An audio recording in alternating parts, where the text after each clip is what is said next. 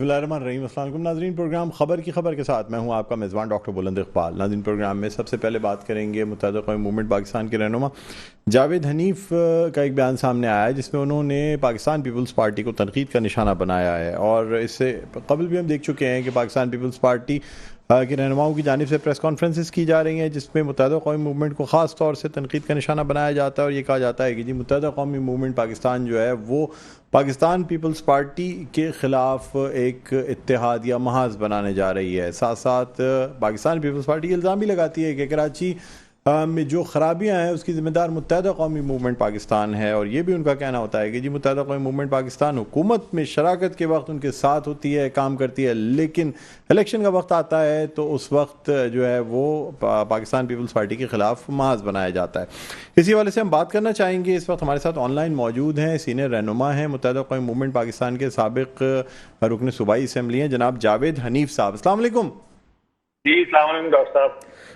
جاوید بھائی بہت بہت شکریہ سر، پروگرام کے لیے وقت نکالا آپ نے۔ جی آپ کا شکریہ۔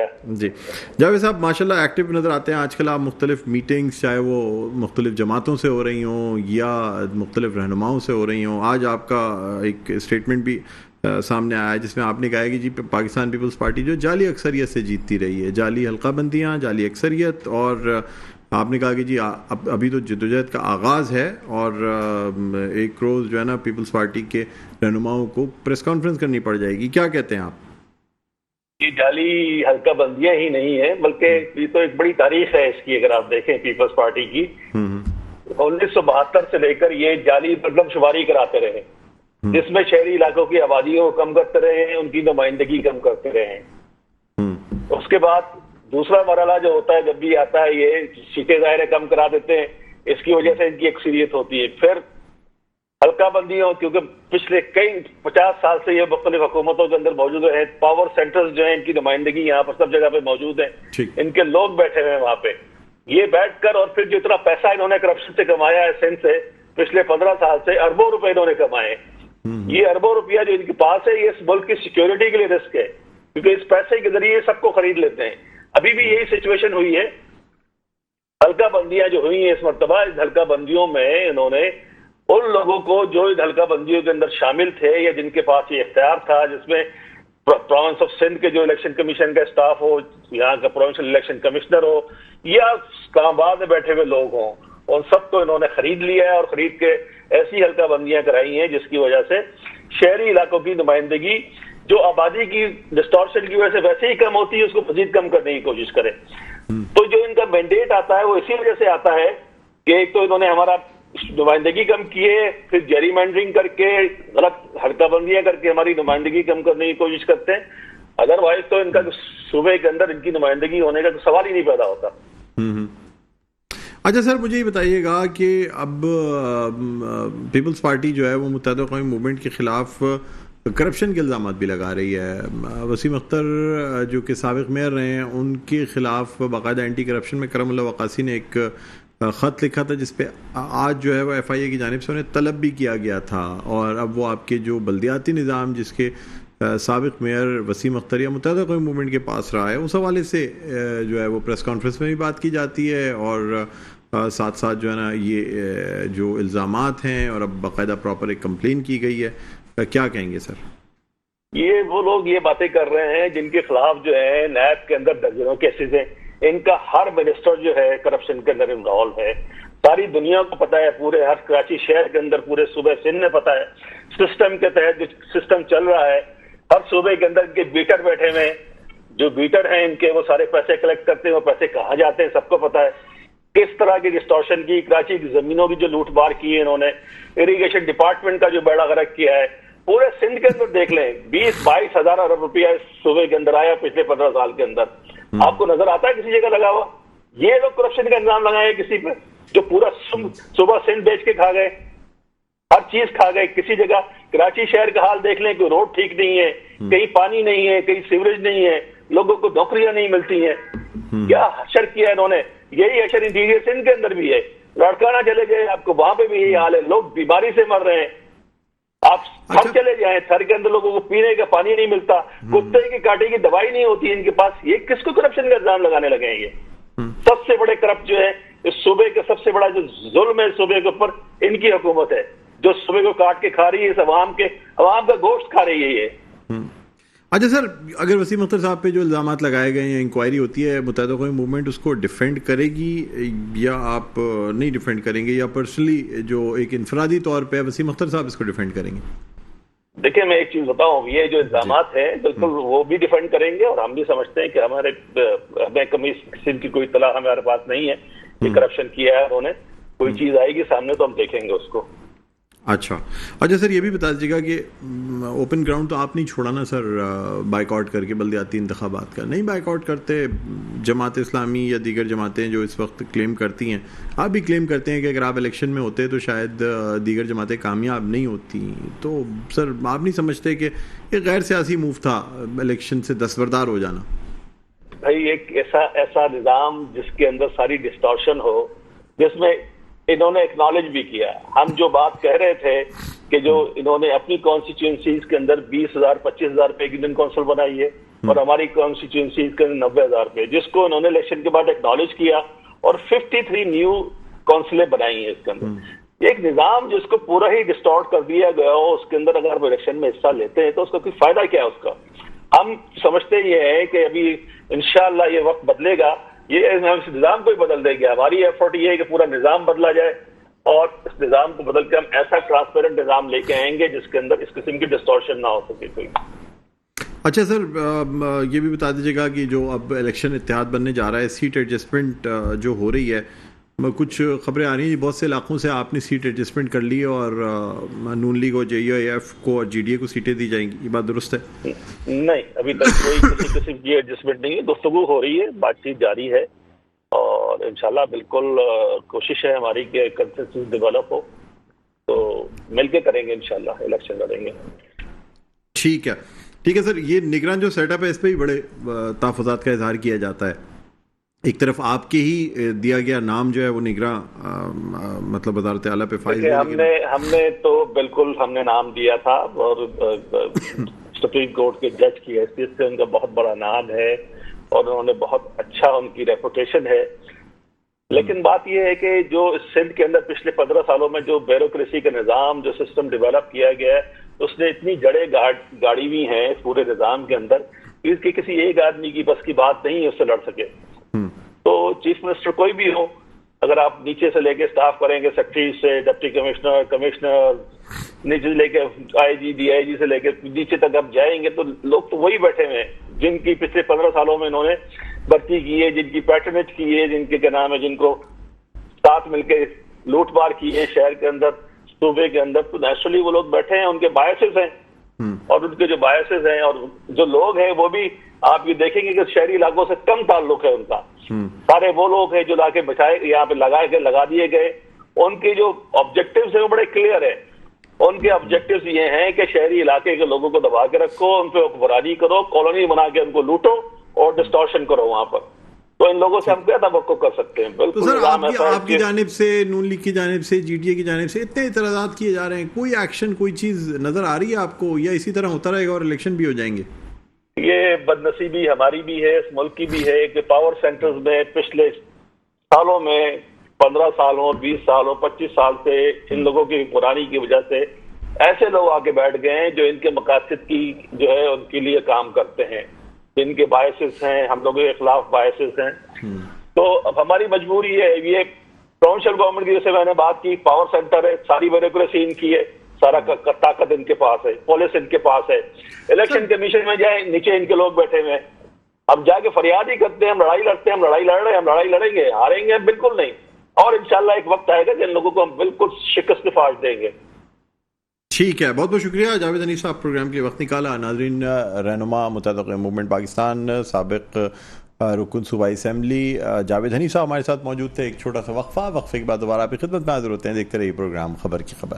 جی ناظرین, ویلکم بیک. ایک دفعہ پھر آپ کو خوش آمدید کہتے ہیں پروگرام خبر کی خبر. میں ہوں آپ کا میزبان ڈاکٹر بلند اقبال. ناظرین, اب ہم بات کرنا چاہیں گے استحکام پاکستان پارٹی کے حوالے سے. آپ کو بتاتے چلیں کہ آج جو ہے ایک اعلامیہ جاری کیا گیا ہے جس میں مختلف جو شخصیات استحکام پاکستان پارٹی میں شمولیت اختیار کر رہی ہیں ان کی لسٹ بھی دی گئی ہے, اور ان کے حوالے سے بتایا گیا ہے کہ جی یہ جو جس طریقے سے لوگ استحکام پاکستان پارٹی میں شامل ہو رہے ہیں، ساتھ ساتھ چیف آف آرمی اسٹاف کا 1 سال مکمل ہونے پہ مبارکباد بھی پیش کی گئی ہے. اسی حوالے سے ہم بات کرنا چاہیں گے. اس وقت ہمارے ساتھ آن لائن موجود ہیں محمود مولوی، صوبائی صدر ہیں استحکام پاکستان پارٹی کے. السلام علیکم سر، خوش آمدید کہتے ہیں آپ کو. وعلیکم السلام. جی محمود بھائی، ماشاءاللہ کافی لوگ شامل ہو رہے ہیں اور اب تعداد آپ کی بڑھتی جا رہی ہے، لیکن میجورٹی وہی لوگ ہیں جو آپ کے ساتھ رہے ہیں آپ کی سابقہ پارٹی میں، اور وہی لوگ تمام اب آپ کے ساتھ اس پارٹی میں موجود ہیں. کیا کہیں گے؟ نہیں، میں کہوں گا وہ لوگ بھی ہیں اور کچھ نئے لوگ بھی آ رہے ہیں، الگ دوسرے پارٹیوں سے بھی جوائن کیا ہے ہمیں. اور پچھلے 2-3 روز میں کافی لوگوں نے جوائننگ کی ہے. میں کہوں گا کہ تقریباً جو ہے 300-400 آدمی نے جو ہے جوائننگ کی. 2-3 دن قبل آج بھی کچھ لوگوں نے جوائننگ کی. انشاءاللہ اتوار کو 400 سے 500 لیڈیز جوائن کر رہی ہیں ہمارے وومن ونگ کو. تو مطلب رسپانس تو اچھا ہی آ رہا ہے. سائمہ ندیم صاحبہ بھی آپ کے پاس آ گئی ہیں اور اب مزید ان کے ساتھ ساتھ خواتین بھی آ رہی ہیں. جی سائمہ ندیم آئی ہیں اس وقت، اور ان کے ساتھ 400-500 خواتین جو ہے انشاءاللہ اتوار کو جوائننگ کریں گے. اچھا سر، ابھی ہم آرمی چیف کے 1 سال مکمل ہونے پہ بھی آئیں گے، لیکن پہلے مجھے یہ بتائیے گا سر کہ کراچی میں اس وقت جو الیکشنز کی جو صورتحال ہے، اس میں ایک طرف تو متحدہ قومی موومنٹ اتحاد بناتی جا رہی ہے اور دعوے کر رہے ہیں بڑے بڑے. آپ سے بھی ملاقات ہوئی تھی، آپ کو کانفرنس کی دعوت بھی دی تھی انہوں نے جو ایک سیمینار کیا تھا، اور پھر دوسری جانب پاکستان پیپلز پارٹی کا دعویٰ ہے. ایسی صورتحال میں آپ نہیں سمجھتے کہ بہتر یہ ہوگا کہ مطلب اتحاد کے ساتھ مل کے الیکشن کنٹیسٹ کیا جائے، یا آپ انفرادی یعنی اپنی پارٹی کی بنیاد پہ الیکشن لڑنا چاہیں گے؟ کراچی کے حوالے سے بات کروں گا. دیکھیے، کراچی کے حوالے سے اس وقت اب تک میں نے ڈیسائیڈ نہیں کیا، اور انشاءاللہ میں دیکھ رہا ہوں، میری کئی پارٹی سے بات ہوئی ہے، اور اگلے ہفتے انشاءاللہ کوئی ڈیسیژن لیں گے کہ ہم اس پوری ٹیم کو جوائن کریں گے جو کہ اپوزیشن کی ٹیم ہے پیپلز پارٹی کی، یا ہم کسی اور کو جوائن کریں گے. تو یہ جو ہے ہم ڈیسیژن لیں گے نیکسٹ ویک میں. میں خود اس کے اوپر ورکنگ کر رہا ہوں، اور بہت ممکن ہے کہ انشاءاللہ نیکسٹ ویک ہم آپ کو بتائیں کہ ہم جو ہے کس کے ساتھ جو ہے اتحاد کریں گے. اچھا سر، آپ نے ایک سیٹ پہ الیکشن جیتا اور اچھے مارجن سے جیتا، متحدہ قومی موومنٹ کو آپ نے شکست دی، عامر لیاقت مرحوم کی سیٹ پہ آپ نے الیکشن لڑا. مجھے بتائیے گا سر کہ یہ جو یعنی جو اس میں ووٹ تھے، ووٹ بینک، وہ آپ سمجھتے ہیں پی ٹی آئی کا تھا، یا آپ اب اس پارٹی میں ہیں تو اس سے بھی وہی ووٹس حاصل کر سکتے ہیں جو پہلے آپ نے الیکشن میں حاصل کیا؟ نہیں، دیکھیں، میں کبھی بھی کوئی ویگ سٹیٹمنٹ یا غلط سٹیٹمنٹ نہیں دوں گا. اس وقت جو ہے کافی حد تک، بلکہ میں کہوں گا میجورٹی جو اس وقت ووٹ تھا وہ پی ٹی آئی کا ہی تھا. اور مگر دیکھیں، لوگوں کو اب یہ دیکھنا ہے کہ پہلے انہوں نے پی ٹی آئی کو ووٹ دیا، اب دیکھیں لوگ بھی کافی سمجھدار ہو گئے ہیں. وہ دیکھ رہے ہیں، جو ہمارے پاس جوائننگ ہوئی، وہ دیکھ رہے ہیں کہ آنے والے الیکشن میں پی ٹی آئی کو کہیں نظر نہیں آ رہا ہے. تو وہ لوگ سوچ رہے ہیں کہ دیکھیں ان کے حلقوں میں کام ہونا ہے، ان کے خود کے جو چھوٹے چھوٹے کام ہونے، تو اسی حساب سے جو ہے وہ جو ہے اب ہماری طرف آ رہے ہیں. اور میں ابھی اگزامپل دوں، دیکھیں 32 سے 33 لوگ جو کہ یو سی چیئرمین تھے، انہوں نے ہمارے جو پی ٹی آئی کے تھے، انہوں نے ہمیں حمایت کا اعلان کیا ہماری طرف.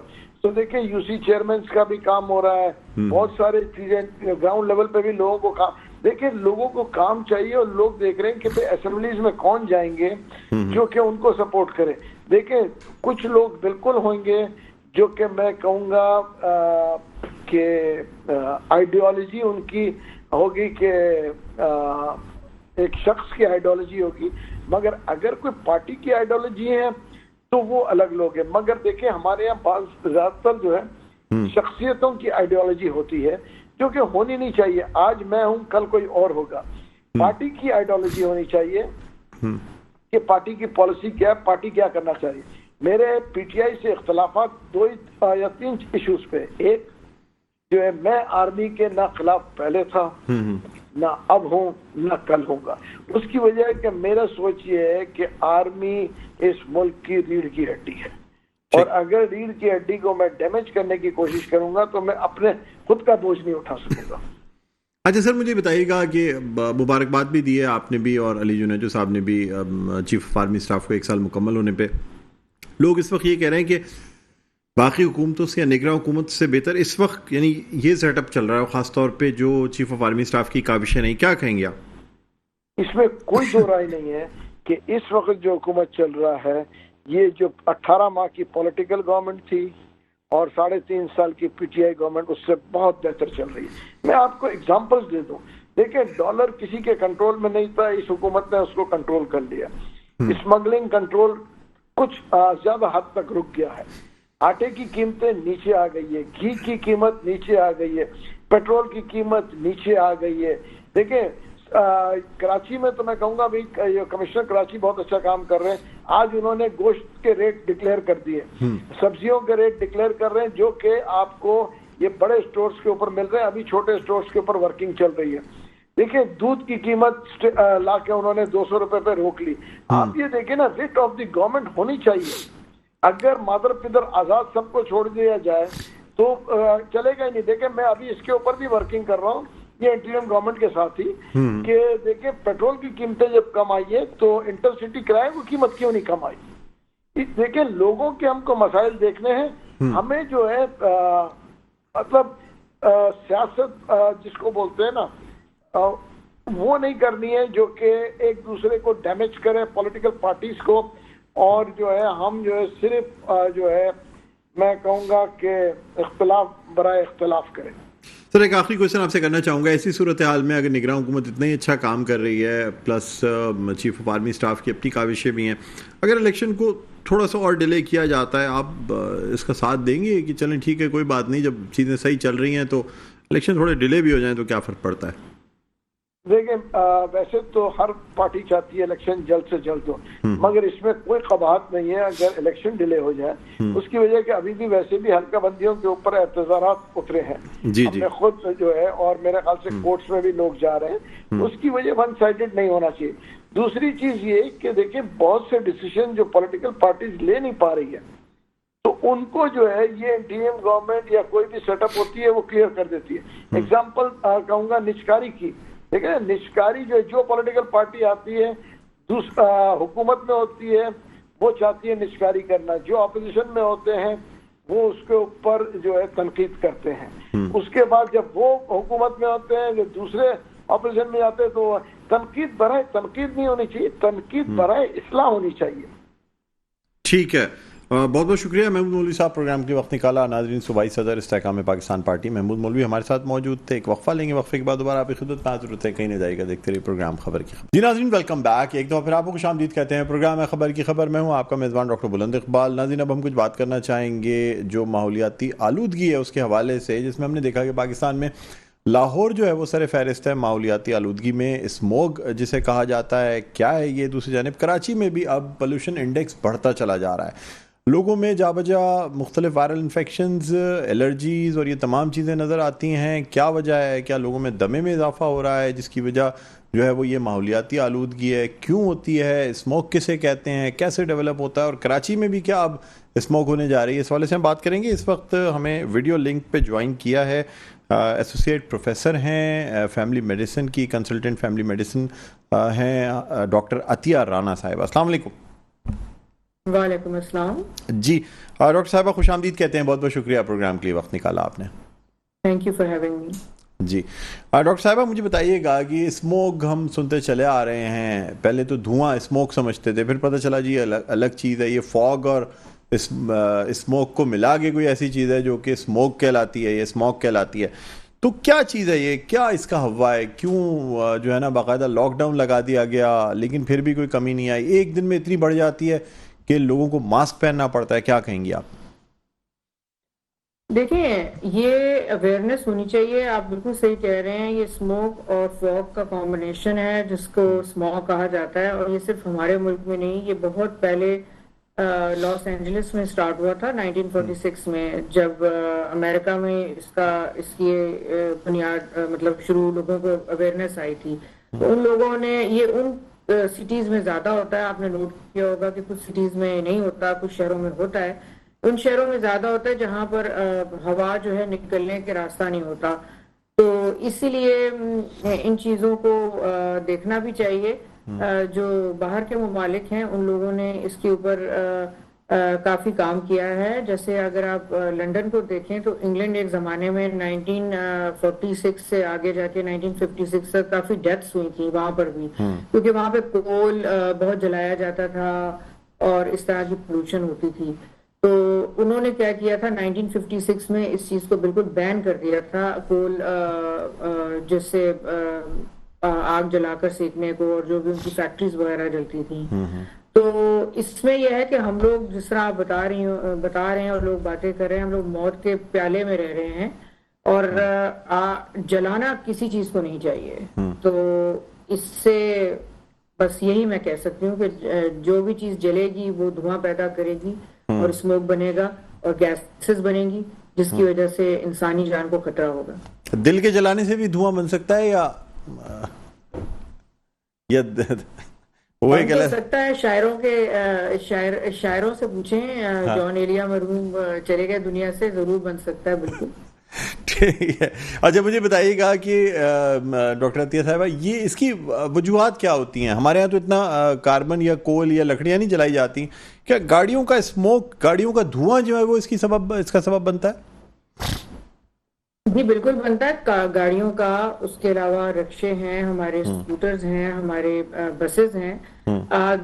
ترقی یافتہ ممالک میں گاڑیوں کی باقاعدہ ریمیشن چیک ہوتی ہے, کہ جیسے ان کو ہر سال ان کو رجسٹریشن کروانی پڑتی ہے کہ ان کی گاڑیوں میں سے گیس کتنی خارج ہو رہی ہے. تو یہاں اس طرح کا کوئی سسٹم نہیں ہے. اس کے علاوہ جہاں ایک گاڑی چل رہی ہے وہاں پر اگر ہم پبلک ٹرانسپورٹ کو استعمال کریں تو وہ زیادہ بہتر ہوتی ہے.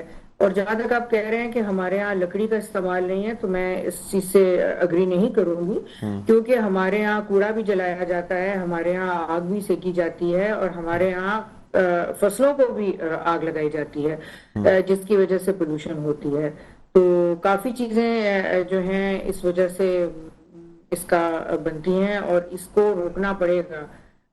کچھ ممالک میں تو اب ہفتے میں ایک دن گاڑیاں نہیں چلائی جاتی, اس پہ بھی لاک ڈاؤن ہے. لوگ پبلک ٹرانسپورٹ اختیار کریں, لوگ گھروں میں رہیں, اس طرح کی چیزیں بھی کرنی پڑیں گی, کیونکہ یہ حد سے زیادہ ہو گیا ہے. اچھا پنجاب میں تو اب چنگچی رکشے جو ہیں وہ بین کر دیے گئے ہیں, 1 مہینے کا ٹائم دے دیا گیا ہے, اور اس کے بعد چنگچی رکشوں کو مکمل بین کر دیا جائے گا. آپ کیا سمجھتے ہیں, اچھا اقدام ہے؟ بالکل اچھا اقدام ہے. جہاں پر بھی جو بھی چیز فیول جائے گی, میرے حساب سے تو الیکٹرک گاڑیاں آ جانی چاہیے, اور ہر چیز سولر پہ چل جانی چاہیے, بجائے اس کے کہ ہم فوسل کو جلائیں. ہمیں چاہیے کہ ہم الیکٹرک بھی سولر پینل استعمال کریں, سمندر کے پانی سے بجلی بنائیں. چائنا جو ہمارا دوست ملک ہے وہ ہر چیز سولر پر آ گیا ہے. تو ہمیں بھی اس چیز کا خیال رکھنا چاہیے, کیونکہ انسانی جان کو بہت خطرہ ہے اس چیز سے.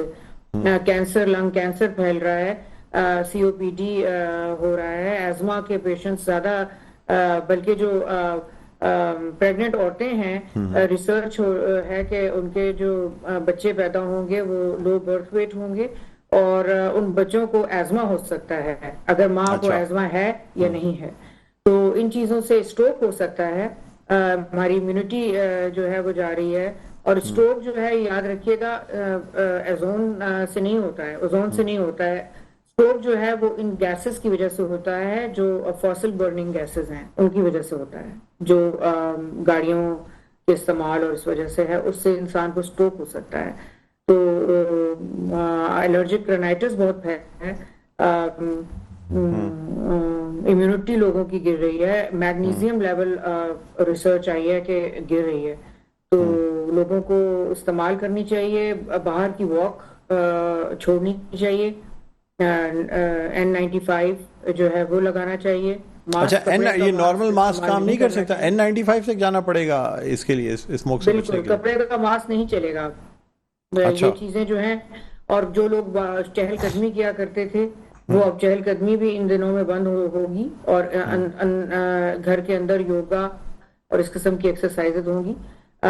جب تک ہم لوگ اس کا پراپر ایز اے قوم, ایز اے نیشن اس کا پورا بیٹھ کر ہم حل نہیں کریں گے. یہ صرف ہمارے لیے نہیں, آپ کے لیے نہیں, ہم سب کے لیے ہے جو حکومت میں لوگ بیٹھے ہیں وہ بھی. اچھا گھر میں مجھے بتائیے گا کہ کیا گھر میں ایئر پیوریفائر وغیرہ کا استعمال کیا جا سکتا ہے جو ماضی میں تمباکو نوشی یا سگریٹ اسموکنگ کے لیے استعمال ہوتے تھے کلوزڈ آفیسز میں, کیا ان کا استعمال کرنا چاہیے گھر میں؟ اس لیے کہ گھر میں بھی تو جی کیا جا سکتا ہے, گھر کو بھی کیا جا سکتا ہے. اس کے علاوہ جو سینٹرل اے سیز ہوتے ہیں جیسے ہوٹلز وغیرہ میں, اس کے اندر آپ فلٹر کو چینج کر سکتے ہیں باقاعدہ. اس جی بالکل کیا جا سکتا ہے. ٹھیک ہے. اچھا مجھے بتائیے کہ کراچی میں اسموک تو نہیں ہے, یا کراچی میں بھی یہ اسموک ڈیولپ ہو سکتی ہے؟ کیوں نہیں ہو سکتی؟ میرے حساب سے تو جب آپ دیکھیں گے AQI لیول جو ہوتے ہیں, جو ایئر پولوشن کا جو یہ لیول ہے وہ 50 سے جتنا بھی آگے بڑھے گا, 50 جو ہے اس سے کم ایک ہیلدی ہے. اگر اس سے جتنا بھی زیادہ بڑھے گا تو بالکل ہوگا. آپ بندر روڈ دیکھ لیں, کراچی کا جو شہر ہے کا علاقہ ہے, یا پرنگی یا جو بھی تھکلی پاپولیٹڈ ایریاز ہیں اسکول کے باہر, وہاں پر آپ کو اس طرح کی یلو کلر کا جو اسموک صبح صبح فوگ کی صورت میں جو اسموک جس کو کہتے ہیں وہ ملے گا. تو وہاں پر یہ ایک موت کا دھواں ہے. جہاں بھی آپ کھڑے ہوں گے ڈپریشن بڑھ رہا ہے. اچھا میڈم آپ نے کہا موت کا دھواں ہے, کیا اس سے اتنی خطرناک بیماری ہو سکتی ہے جان لیوا ثابت ہو جاتی ہیں؟ کیا کہہ رہے ہیں؟ اس سے کیا اتنی خطرناک بیماریاں ہوتی ہیں کہ وہ جان لیوا ثابت ہو جاتی ہیں, یا صرف الرجیز وغیرہ یا کھانسی کی حد تک؟ بالکل ہو سکتی ہے. اگر آپ ہسٹری کو پڑھیں تو آپ دیکھیں گے کہ لنڈن میں ہزاروں 1940s لیٹ 40s میں ہزاروں ڈیتھس ہوئی تھیں ریسپیٹوری فیلئرز اس وجہ سے, اسموک کی وجہ سے, کیونکہ وہاں پہ بہت زیادہ کوئلہ جلایا جاتا تھا فیکٹریز میں اور اس طرح. تو انہوں نے اس چیز کو قابو کیا. کہ آپ دیکھا ہوگا لنڈن ہو گیا, یہ جرمنی کے کچھ شہر ہو گئے, ان میں فوگ کا بہت مسئلہ ہے, تو وہ انہوں نے حل کر لیا, تو ہم بھی کر سکتے ہیں. اچھا یہ شجرکاری جو ہے یعنی درخت لگانا, یہ کتنے ہیلپ فل ثابت ہو سکتے ہیں اس فوگ کو, یہ اسموک کو کم کرنے میں؟ یہ میرے حساب سے تو اتنے نہیں ہو سکتے, کیونکہ اگر آکسیجن تو ڈیفینیٹلی یہ دیتے ہیں, لیکن رات کے وقت یہ کاربن مونو آکسائڈ نکالتے ہیں. تو کاربن مونو آکسائڈ جو ہے وہ جی اچھا ڈاکٹر عطیہ سے ہمارا رابطہ منقطع ہوا ہے. بہرحال بہت بہت شکریہ کہ انہوں نے ہمارے پروگرام کے لیے وقت نکالا. ناظرین اب دیکھنا یہ ہوگا کہ کس طریقے سے اس آلودگی پہ قابو پایا جاتا ہے, خاص طور پہ کراچی ہو, لاہور ہو, یا ایسے شہر جو کہ ایک بزنس ہب سمجھے جاتے ہیں, جہاں انڈسٹریز بھی ہیں, جہاں لوگوں کے پاس کارز اور باقی چیزیں موجود ہیں جو کہ دھواں نکالنے کا سبب بنتی ہیں. اب ان کو کنٹرول کرنے کا وقت آ گیا ہے. بہرحال پروگرام کا وقت اختتام پر پہنچتا ہے. مجھے بلند اقبال کو اجازت دیجیے. اپنا بہت خیال رکھیے گا. اللہ حافظ.